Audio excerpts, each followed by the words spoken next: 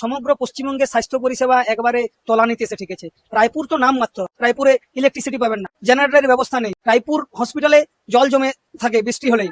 এছাড়া রায়পুর যে হসপিটাল, জঙ্গল এলাকা আমাদের, এখানে চন্দ্রবড়া সাপের উপদ্রব বেশি। এখানে চন্দ্রবড়া সাপের অ্যান্টিভেনাম পাওয়া যাচ্ছে না। এখান থেকে আমাদের বাঁকুড়া মেডিকেল কলেজ 60 কিলোমিটার দূরে, যা রাস্তার ভগ্নপ্রায় অবস্থা, সেই মানুষটি বাঁকুড়া যাওয়ার আগেই মারা যাচ্ছে। এখানে সাধারণ মানুষ চিকিৎসা করতে গেলে ভুবনেশ্বর এইমস যায়। রায়পুর আমাদের পিছিয়ে পড়া ব্লক, আমাদের আদিবাসী অধ্যুষিত এলাকা, আমাদের মানুষের রোজগার কম, কিন্তু সেখানে কোনো না স্বাস্থ্য পরিষেবা আছে, প্রাইভেট হসপিটাল আছে, এখানে কিছুই পাওয়া যায় না। এখানে মানুষের সামান্য চিকিৎসার জন্য হয় বাঁকুড়া ছুটতে হচ্ছে, নাহলে ভুবনেশ্বর এমসে যেতে হচ্ছে। মানুষ পাল্টাতে চাইছে, বিজেপিকে নিয়ে আসতে চাইছে এই জায়গা। 140 কোটির রাস্তা 3 মাসও যায়নি, আবার পুনরায় টেন্ডার করতে হয়েছে। কাটমানি টাকা নিয়েছেন, এখানে সাংসদ বিধায়করা কাটমানির টাকা নিয়েছেন, এমন পরিস্থিতি। মাননীয় রায়পুর এসেছিলেন, হেলিকপ্টার দিয়ে কেন এলেন? আমরা তো চাইছিলাম মাননীয় আমাদের এই রাজ্য সড়ক দিয়ে আসুন, কিন্তু উনি উপরে উপরে আসছেন। মানুষ প্রশ্ন করবে ওনাকে, সমতল দিয়ে আসার ওনার সাহস নেই। এই এলাকার আদিবাসী পরিবারগুলোর মাথার উপর পাকা ছাদ নেই, সার্ভে করায়নি, এই পরিস্থিতি তৈরি করেছেন রায়পুরে। রায়পুরের কোনো উন্নয়ন হয়নি। রায়পুরে যিনি বিধায়ক এখন বর্তমানের, তিনি 5 বছরের সভাধিপতি ছিলেন।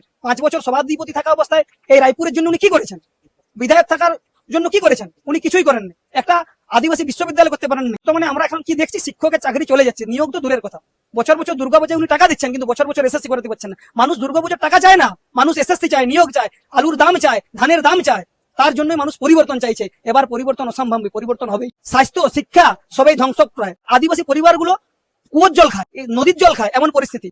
গাড়ি করে ট্যাঙ্কারে করে জল পৌঁছাতে যায় ভালুকচিরা, আমাদের পোড়াশোল, প্রত্যন্ত আদিবাসী এলাকা, ওখানে কোনো পানীয় জলের ব্যবস্থা নেই। আইসিডিএস এর রান্না বন্ধ হয়ে গেছে, সরকার ন্যূনতম পানীয় জলের ব্যবস্থা করতে পারেনি। আবাস যোজনার পাকা বাড়ি, রাস্তাঘাট, শুধু কি করেছেন, কাটমানি নিয়ে ইলেকট্রিক সিটিতে পিলারের ডুম লাগিয়েছেন। আমাদের পাড়া আমাদের সমাধানের নাম করে টাকাগুলো তছরূপ করেছেন।